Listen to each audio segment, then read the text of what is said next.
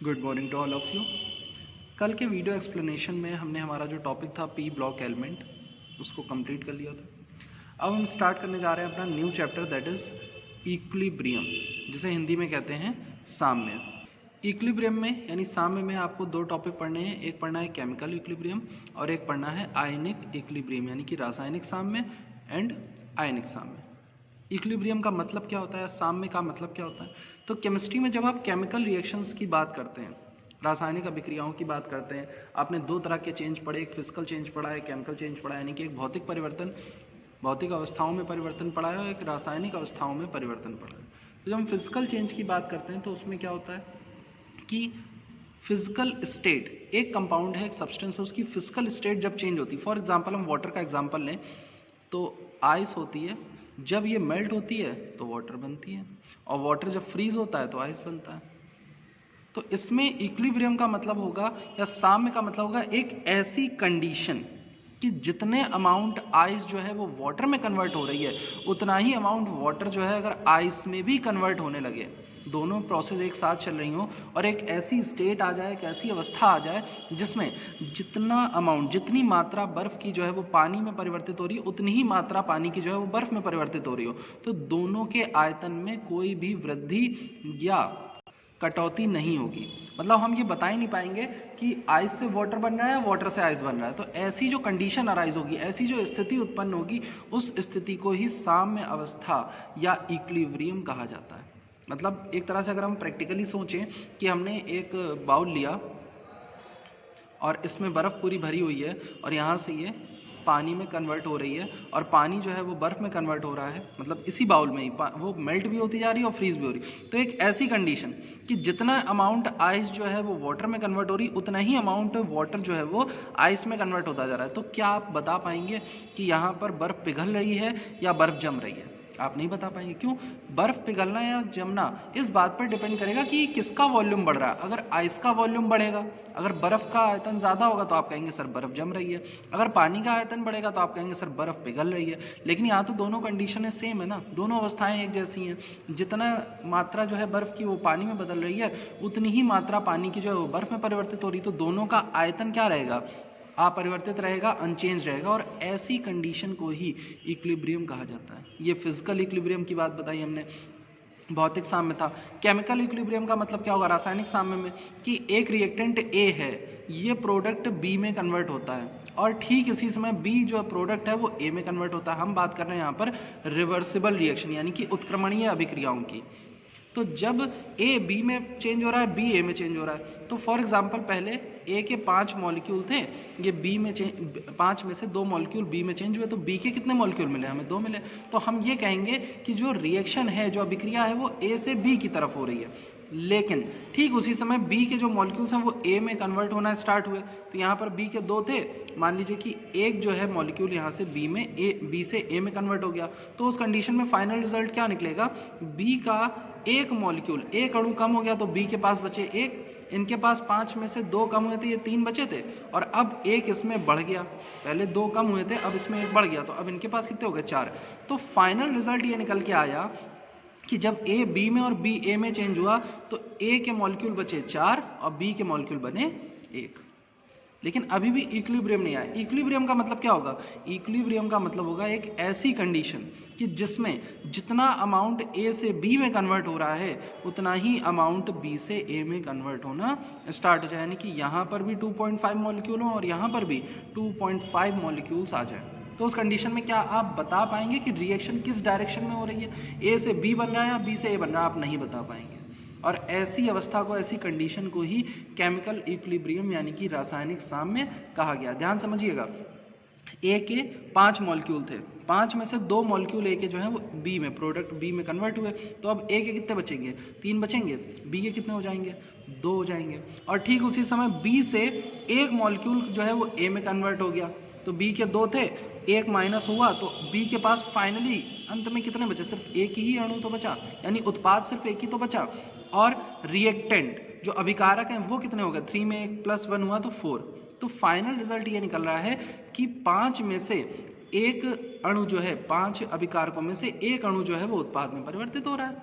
तो हमें ये दिख रहा है कि यहाँ पर जो रिएक्शन है ये ए से बी की तरफ है, क्योंकि रिजल्ट जो निकल के आ रहा है वो ए से बी की तरफ शो कर रहा है। लेकिन एक ऐसी कंडीशन अराइज हो गई, एक ऐसी अवस्था आई कि ए के जितने मॉलिक्यूल बी में कन्वर्ट हो रहे थे, बी के उतने ही मॉलिक्यूल ए में कन्वर्ट हो गए। तो दोनों क्या आ जाएंगे, इक्विलिब्रियम की स्टेट में आ जाएंगे। यहाँ पर भी 2.5 मॉलिक्यूल होंगे, यहाँ पर भी 2.5 मॉलिक्यूल होंगे। तो अब आप बता ही नहीं पाओगे ए बी में कन्वर्ट हो रहा है कि बी ए में। क्यों? आपने कहा ए से बी में एक मॉलिक्यूल कन्वर्ट हुआ, एक मॉलिक्यूल ए से बी में कन्वर्ट हुआ, तो ये बचेगा कितना, 1.5 बचेगा। और ठीक उसी समय बी से एक मॉलिक्यूल ए में कन्वर्ट हो गया, तो ये कितना बचेगा, ये भी 1.5। और इस ये एक जाकर के यहाँ प्लस होगा 1.5 में, तो ये 2.5 हो जाएगा। और ये 1 इसमें ऐड होगा जाकर के, तो ये भी कितना हो जाएगा, 2.5। देखिए, तो फाइनल रिजल्ट तो यही निकल के आएगा ना कि ए से बी और बी से ए में जो चेंज है वो सेम रह रहा है। ना तो हम ये बता सकते हैं कि अभिक्रिया जो है वो आगे की तरफ हो रही है, ए से बी की तरफ हो रही है, या बी से ए की तरफ। और ऐसी कंडीशन को ही केमिकल इक्विलिब्रियम यानी कि रासायनिक साम्य कहा जाता है। तो इन्हीं सारी चीज़ों के बारे में हमें इस चैप्टर में पढ़ना है। स्टार्ट करते हैं। सबसे पहला टॉपिक इसमें जो हमें पढ़ना है वो है इरिवर्सिबल एंड रिवर्सिबल रिएक्शन, यानी कि अनुत्क्रमणीय अभिक्रियाएं और उत्क्रमणीय अभिक्रियाएं। इरिवर्सिबल रिएक्शन क्या होती है? एक ऐसी केमिकल रिएक्शन जिसमें एक बार रिएक्टेंट जो है अगर प्रोडक्ट में कन्वर्ट हो गया, ए से बी बन गया, तो बी से वापस ए ना बने, बी से वापस क्या ना बने, ए ना बने, तो ऐसी रिएक्शन को कहा जाता है इरिवर्सिबल रिएक्शन, अनुत्क्रमणीय अभिक्रिया। लेकिन किसी अभिक्रिया में अगर ए से बी बन रहा है और बी से ए भी बन रहा है, तो ऐसी रिएक्शन को कहा जाता है रिवर्सिबल रिएक्शन, यानी कि उत्क्रमणीय अभिक्रिया। देख लेते हैं ध्यान से। अनुत्क्रमणीय अभिक्रियाएं, ये अभिक्रियाएं केवल अग्र दिशा में होती हैं। These reactions only proceed in forward direction. भाई ए से सिर्फ बी बनेगा फॉरवर्ड डायरेक्शन में, एंड इनमें अभिकर्मक का उत्पाद में पूर्ण परिवर्तन हो जाता है। कंप्लीटली जो आपका रिएक्टेंट है वो कंप्लीटली किसमें चेंज हो जाएगा, प्रोडक्ट में चेंज हो जाएगा, उसकी प्रॉपर्टीज चेंज हो जाएंगी। और ऐसी जो रिएक्शंस होती हैं ये साम्यावस्था नहीं दिखाती हैं। क्यों? क्योंकि पीछे की तरफ तो रिएक्शन होनी ही नहीं है ना, तो इक्विलिब्रियम इसमें नहीं आता है। और ऐसी रिएक्शंस की जो डायरेक्शन होती है वो होती है एक सिंगल एरो, जो भी मैंने बना के दिखाया था, ए से डायरेक्ट बी में कन्वर्ट होना। इसमें एरो का हेड जो होगा वो प्रोडक्ट की साइड होता है और जो टेल होती है वो रिएक्टेंट की साइड होती है। इट मीन्स कि रिएक्टेंट से प्रोडक्ट बन रहे हैं। और ऐसी रिएक्शन जो है वो कहलाती हैं इरिवर्सिबल रिएक्शंस, यानी कि अनुत्क्रमणीय अभिक्रियाएं। इन अभिक्रियाओं के उदाहरण क्या है? थर्मल डिकम्पोजिशन, यानी कि तापीय अपघटन। एक रिएक्टेंट था, उसको आपने हीट किया और हीट करने के बाद वो अपने सब्स्टिट्यूएंट्स में, अपने यौगिकों में क्या हो गया, टूट गया, विघटित हो गया। लेकिन अब अगर आप चाहें कि जो आपको यौगिक मिले, यहाँ पर कैल्शियम कार्बोनेट था, इसको हीट किया आपने तो कैल्शियम ऑक्साइड मिला, कार्बन डाइऑक्साइड मिल गया, कार्बन डाइऑक्साइड गैस रिलीज हो गई। अब अगर आप वापस चाहें कि इसी रिएक्शन में दोनों वापस से मिलकर के कैल्शियम कार्बोनेट बना लें, तो वो पॉसिबल नहीं होता है। इसका मतलब है कि ये रिएक्शन जो है ये सिर्फ एक डायरेक्शन में हो रही है, रिएक्टेंट से प्रोडक्ट की डायरेक्शन में हो रही है, और इसलिए ये क्या होगी, इरिवर्सिबल रिएक्शन। रिएक्शन का एग्जांपल है ताप अपघटन, यानी कि थर्मल डिकम्पोजिशन।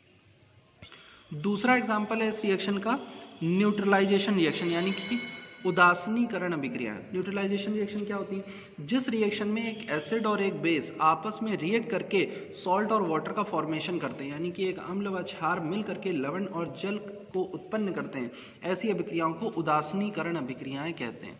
इनमें भी उदासीनीकरण अभिक्रियाओं में भी कह रहे हैं कि प्रबल अम्ल तथा प्रबल क्षारों के बीच, प्रबल अम्ल और प्रबल क्षार का मतलब है यहाँ पर कि आपका स्ट्रॉन्ग एसिड होना चाहिए और बेस भी स्ट्रॉन्ग होना चाहिए। उस कंडीशन में जो एसिड और बेस हैं वो एक दूसरे की प्रॉपर्टी को कंप्लीटली न्यूट्रल कर देंगे, यानी पूरी तरह से उदासीन कर देंगे। क्यों? क्योंकि दोनों ही क्या है, प्रबल है, दोनों ही स्ट्रॉन्ग है। और उस कंडीशन में उनके बीच जो रिएक्शन होगी वो कैसी होगी, इरिवर्सिबल रिएक्शन होगी, यानी कि अनुत्क्रमणीय अभिक्रिया होगी। तीसरा एग्जाम्पल है प्रेसिपिटेशन रिएक्शन का, यानी कि पर अवक्षेपण अभिक्रिया। प्रेसिपिटेशन रिएक्शंस क्या होती हैं कि जब हम दो सॉल्ट्स को मिक्स करते हैं, दो लवण को एक साथ मिलाते हैं, जैसे हमने यहाँ पर एक लवण ले लिया AgNO3 सिल्वर नाइट्रेट और दूसरा लवण ले लिया KCl पोटेशियम क्लोराइड, और इन दोनों की जब हमने अभिक्रिया करी तो इन दोनों में से एक सॉल्ट क्या होगा, प्रेसिपिटेट हो जाएगा। एक जो लवण होगा वो अवक्षेप के रूप में नीचे बैठ जाएगा और दूसरा जो है वो सॉल्यूशन में या विलयन में परिवर्तित हो जाएगा। जैसे आपने AgNO3 और KCl के बीच जब रिएक्शन करी तो आपको मिला AgCl सिल्वर क्लोराइड तो ये प्रेसिपिटेट के फॉर्म में नीचे बैठ जाता है अवक्षेप के रूप में, और साथ में बना पोटेशियम नाइट्रेट। तो ये भी रिएक्शन क्या होती है, सिर्फ यूनिडायरेक्शनल है, एक ही दिशा में होने वाली अभिक्रिया है, और इसलिए इसे भी अनुत्क्रमणीय अभिक्रिया या इरिवर्सिबल रिएक्शन कहा जाता है। लास्ट एग्जांपल है इसका ऑक्सीकरण अपचयन अभिक्रियाएं, ऑक्सीडेशन रिडक्शन रिएक्शन, जिसमें एक जो हमारा रिएक्टेंट होगा वो ऑक्सीडाइज हो रहा होगा और दूसरा वाला रिड्यूस हो रहा होगा, और इससे मिल करके जो नए कंपाउंड बनेंगे वो वापस से अपने रिएक्टेंट्स में कन्वर्ट नहीं हो पाते हैं। जैसे यहाँ पर कार्बन है, ऑक्सीजन है, C+O2 give CO2, carbon dioxide बन रहा है, लेकिन हम चाहें कि कार्बन डाइऑक्साइड से वापस इसी अभिक्रिया में C और O2 मिलने लगे तो ये पॉसिबल नहीं है। यानी कि ये रिएक्शन भी जो है वो फॉरवर्ड डायरेक्शन में हो रही है, यानी कि अग्र अभिक्रिया है, अग्र दिशा में हो रही है, आगे की दिशा में हो रही है, और इस अभिक्रिया को भी हम रखते हैं इरिवर्सिबल रिएक्शन की कैटेगरी में, यानी कि अनुत्क्रमणीय अभिक्रियाओं की कैटेगरी में। तो जितनी भी अनुत्क्रमणीय अभिक्रियाएं हैं या इरिवर्सिबल रिएक्शन है वो उनमें कहीं पर भी इक्विलिब्रियम नहीं पाया जाएगा। क्यों? मैंने इक्विलिब्रियम की स्टार्टिंग में ही बताया कि उसमें क्या कंडीशन ज़रूरी है कि जब ए से बी बन रहा हो, ठीक उसी समय बी से क्या बन रहा हो, ए भी बन रहा हो। तो यहाँ पर तो ऐसा है नहीं, यहाँ तो सिर्फ ए जो रिएक्टेंट है उनसे बी प्रोडक्ट बन रहा है। तो ये क्योंकि यूनिडायरेक्शनल रिएक्शंस होती हैं, केवल फॉरवर्ड डायरेक्शन में होती हैं, बैकवर्ड डायरेक्शन में नहीं होती हैं, इसलिए इन रिएक्शंस को इरिवर्सिबल कहा जाता है, अनुत्क्रमणीय कहा जाता है, और इनमें साम्य नहीं आता है। इसके बाद जो सेकंड टाइप है केमिकल रिएक्शन का वो है उत्क्रमणीय अभिक्रिया, यानी कि रिवर्सिबल रिएक्शन। रिवर्सिबल रिएक्शन या उत्क्रमणीय अभिक्रियाएं क्या होती हैं, ये दोनों दिशाओं में होती हैं, यानी कि अग्रभाग एवं पश्च भाग।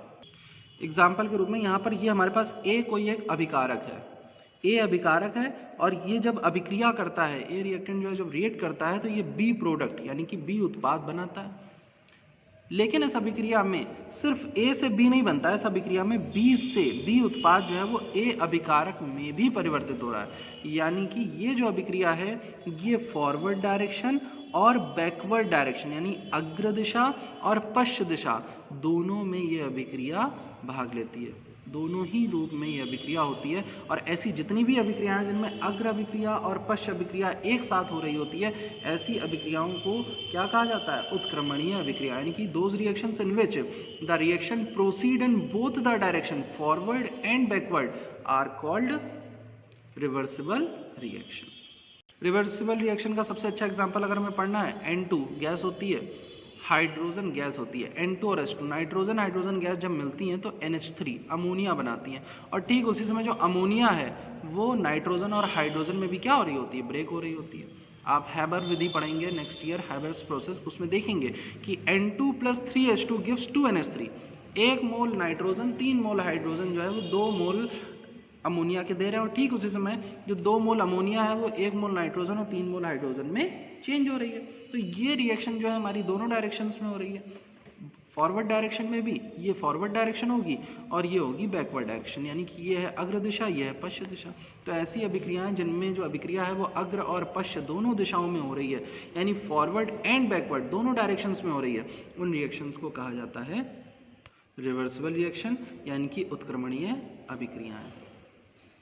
इसमें आपको उदाहरण के रूप में 4 प्रकार की अभिक्रियाएं पढ़नी। पहला पढ़ना है थर्मल डिसोसिएशन, यानी कि ताप अपघटन। तो आप कहेंगे सर ताप अपघटन तो हमने इरिवर्सिबल रिएक्शन में भी पढ़ा था, तो ध्यान दीजिएगा, जब थर्मल डिकम्पोजिशन ओपन में हो यानी कि खुले बर्तन में हो तो ये होता है इरिवर्सिबल यानी कि अनुत्क्रमणीय अभिक्रिया। लेकिन अगर यही थर्मल डिसोसिएशन आपने ताप अपघटन कराया लेकिन बर्तन बंद कर दिया तो जो भी उत्पाद बनेगा उसी बर्तन के अंदर रहेगा ना। तो उस कंडीशन में अगर आपने क्लोज वेसल लिया है, बंद बर्तन लिया है, तो फिर उस कंडीशन में जो रिएक्शन होगी वो होगी रिवर्सिबल रिएक्शन यानी कि उत्क्रमणीय अभिक्रिया। ये पॉइंट ध्यान रखिएगा। ताप अपघटन में, थर्मल डिकम्पोजिशन में, जब आप किसी रिएक्टेंट को हीट करते हैं, किसी अभिकारक को गर्म करते हैं और अभिक्रिया खुले बर्तन में हो रही है तो वो अनुत्क्रमणीय अभिक्रिया होगी। क्यों? क्योंकि उसमें बनने वाला जो उत्पाद है वो बर्तन से बाहर निकल जाएगा और वायुमंडल में मिल जाएगा जाकर के, तो हम उसे वापस नहीं ला सकते हैं। लेकिन यही थर्मल डिकम्पोजिशन, यही ताप अपघटन अगर आप बंद बर्तन में कराते हैं तो उस कंडीशन में जितने भी प्रोडक्ट बनेंगे, जो उत्पाद बनेंगे, वो आपके उस बंद बर्तन के अंदर ही रहेंगे, जो आपस में मिल करके वापस से अभिकारक बना सकते हैं, रिएक्टेंट बना सकते हैं। तो अगर ओपन में होगी तो इरिवर्सिबल और क्लोज में होगी तो रिवर्सिबल। ठीक उसी तरह से जो न्यूट्रलाइजेशन रिएक्शन, दूसरा एग्जाम्पल है न्यूट्रलाइजेशन रिएक्शन। अभी आपको बताया गया था कि जब हमारी इरिवर्सिबल रिएक्शन थी, अनुत्क्रमणीय अभिक्रिया थी, उसमें हमने आपको बताया उदासीनीकरण अभिक्रिया, लेकिन उसमें हमने कहा था कि जब रिएक्शन स्ट्रॉन्ग एसिड और स्ट्रॉन्ग बेस के बीच में हो रही है, यानी कि प्रबल अम्ल और प्रबल क्षार के बीच में जब उदासीनीकरण अभिक्रिया होती है तो वो होती है अनुत्क्रमणीय, यानी कि इरिवर्सिबल होती है नेचर में। लेकिन यही न्यूट्रलाइजेशन रिएक्शन अगर वीक एसिड और वीक बेस के बीच में हो रही हो, यानी कि दुर्बल अम्ल और दुर्बल क्षारों के बीच अगर अभिक्रिया हो रही हो, तो उस कंडीशन में जो रिएक्शन होगी वो होगी रिवर्सिबल, यानी कि उत्क्रमणीय अभिक्रिया। कारण क्या है? कारण यह है कि जब स्ट्रॉन्ग एसिड और स्ट्रॉन्ग बेस होते हैं तो वो पूरी तरह से अपने आयनों में टूट जाते हैं, और पूरी तरह से आयनों में टूटने के कारण वो नए उत्पाद बना लेते हैं, नए प्रोडक्ट बना लेते हैं, जो वापस रिएक्टेंट में चेंज नहीं होता है। लेकिन जब हम वीक एसिड और वीक बेस की बात करते हैं तो वीक एसिड और बेस वही होते हैं जो अपने आयंस में कंप्लीटली ब्रेक नहीं हो पाते हैं, जो अपने आयनों में पूरी तरह नहीं टूट पाते हैं।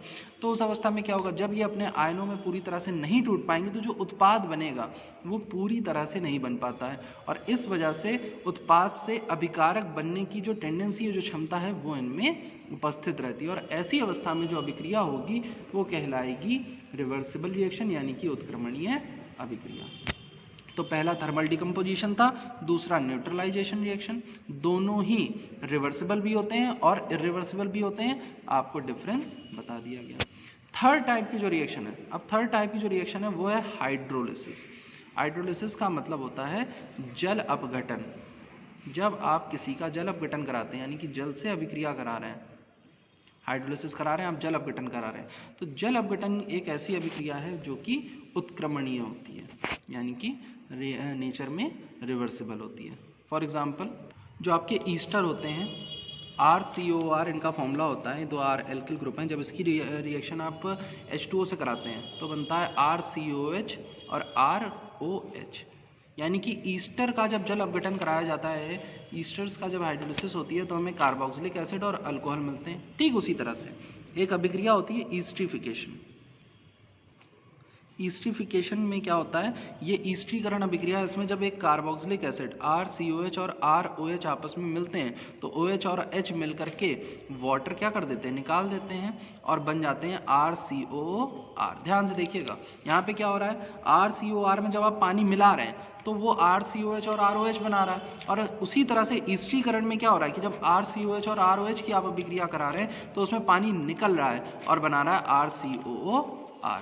तो इसी वजह से जो जल अपघटन की अभिक्रिया होती है, जो हाइड्रोलिसिस की जो रिएक्शन है, वो क्या होती है? नेचर में रिवर्सिबल होती है, यानी कि उत्क्रमणीय होती है। और ठीक उसी प्रकार से जो ईस्ट्रीकरण की अभिक्रिया होगी, ईस्ट्रीफिकेशन की जो प्रोसेस होगी, वो भी नेचर में रिवर्सिबल होती है, यानी कि उत्क्रमणीय होती है।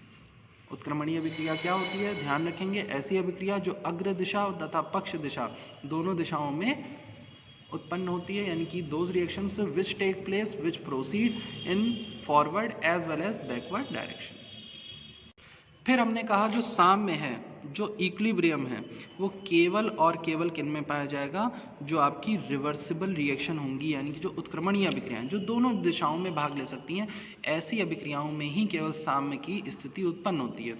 क्यों? क्योंकि जब A से B बनेगा, यानी अभिकारक से उत्पाद बनेगा और उत्पाद से अभिकारक दोनों एक साथ होंगे, तभी हम कह पाएंगे कि यहाँ पर साम्य की स्थिति उत्पन्न होगी। कि हमें नहीं पता चल पाएगा कि A से B बन रहा है कि B से, लेकिन केवल A से B बन रहा है, केवल अभिकारक का उत्पाद में परिवर्तित हो जाता है, तो हम यहाँ पर साम्य ला ही नहीं पाएंगे, हम बात ही नहीं कर पाएंगे कि इक्विलिब्रियम अराइज होगा। क्यों? क्योंकि बनना तो सिर्फ A से B है ना, तो ऐसी कोई कंडीशन आएगी ही नहीं कि B से A बनना स्टार्ट हो। इसलिए जो साम्य होता है, जो इक्विलिब्रियम होता है, वो केवल और केवल हमारी रिवर्सिबल रिएक्शन में प्रेजेंट होता है, यानी कि उत्क्रमणीय अभिक्रियाओं में उपस्थित होता है। फिर ये जो हमारा साम्य होता है, जो इक्विलिब्रियम होता है, वो 3 टाइप का होता है। पहला होता है थर्मोडायनेमिक इक्विलिब्रियम, जहाँ पर हीट एनर्जी जो है वो साम्य अवस्था में आ जाए, इक्विलिब्रियम में आ जाए। दूसरा होता है फिजिकल इक्विलिब्रियम, यानी कि भौतिक साम्य अवस्था। और तीसरा होता है केमिकल इक्विलिब्रियम, यानी कि रासायनिक साम्य अवस्था। हिंदी में से कहते हैं ऊष्मागत की साम्य, भौतिक साम्य और रासायनिक साम्य। तो सबसे पहले बात करते हैं थर्मोडायनेमिक इक्विलिब्रियम। थर्मोडायनेमिक इक्विलिब्रियम का मतलब होता है एक सिस्टम है, वहाँ पर ये एक सिस्टम है और ये उसकी सराउंडिंग है। तो हीट जो होती है वो या तो सिस्टम से सराउंडिंग की तरफ जाती है या सराउंडिंग से सिस्टम की तरफ आती है। दो में से एक ही चीज़ हो सकती है, यानी कि एक होता है निकाय, जिसको सिस्टम कहते हैं, ये निकाय है आपका, ये सिस्टम है, और दूसरा होता है उसका बाह्य वातावरण यानी कि एक्सटर्नल इन्वायरमेंट। तो जब निकाय और बाह्य वातावरण के मध्य ऊष्मा का स्थानांतरण होता है, it means when heat is transfer between the system and external environment, then there will be a certain condition arise when it is impossible to tell that the direction of flow of heat is in which direction। कहने का मतलब सीधी भाषा में यह है कि निकाय और बाह्यतम वातावरण के मध्य जब ऊष्मा का स्थानांतरण हो और एक ऐसी अवस्था उत्पन्न हो जाए, एक ऐसी स्टेट में हम पहुंच जाएं कि जब ये बताना मुश्किल हो जाए कि जो हीट है वो सिस्टम से निकल करके आपकी सराउंडिंग में जा रही है या सराउंडिंग से निकल करके सिस्टम में आ रही है। तो अगर दोनों में भाई यहाँ से 10 किलो जूल जो है वो बाहर गई और यहाँ से 10 किलो जूल अंदर आ गई, तो ना तो सिस्टम में कोई चेंज होगा, ना ही सराउंडिंग में, ना ही निकाय में ऊष्मा का कोई परिवर्तन हुआ, ना ही बाह्य वातावरण में ऊष्मा का कोई परिवर्तन हुआ। तो आप पता ही नहीं लगा पाएंगे ना कि हीट एनर्जी कहाँ से कहाँ जा रही है। मतलब जैसे इसको समझिए कि चाय है, गर्म होती है, तो चाय से जो ऊष्मा है, जो हीट एनर्जी है, वो बाहर से निकल करके सराउंडिंग में जाती है, तो चाय ठंडी हो जाती है। तो हम कह रहे हैं कि एक ऐसी कंडीशन अराइज हो जाए कि जिस समय चाय से जो हीट एनर्जी है वो निकल करके बाहर जा रही हो और ठीक उसी समय बाहर की जो हीट एनर्जी है वो निकल करके चाय में आ रही हो, तो ना तो सराउंडिंग का टेम्परेचर चेंज होगा यानी कि वातावरण का तापमान चेंज होगा, ना ही चाय का टेम्परेचर चेंज होगा। और ऐसी अवस्था को ही, ऐसी कंडीशन को ही थर्मोडायनेमिक इक्विलिब्रियम यानी कि ऊष्मागतिक साम्य कहा जाता है। आज के लिए अपने एक्सप्लेनेशन को बस यहीं तक रख रहे हैं। कल इस पर थोड़ा सा और डिस्कशन करेंगे थर्मोडायनेमिक इक्विलिब्रियम में। फिजिकल इक्विलिब्रियम आपको स्टार्टिंग में बता दिया गया है आइस का एग्जांपल लेकर के, तो उसे अच्छे से समझिए एंड फिर हम स्टार्ट करेंगे अपना main topic chemical equilibrium. Okay class, thank you.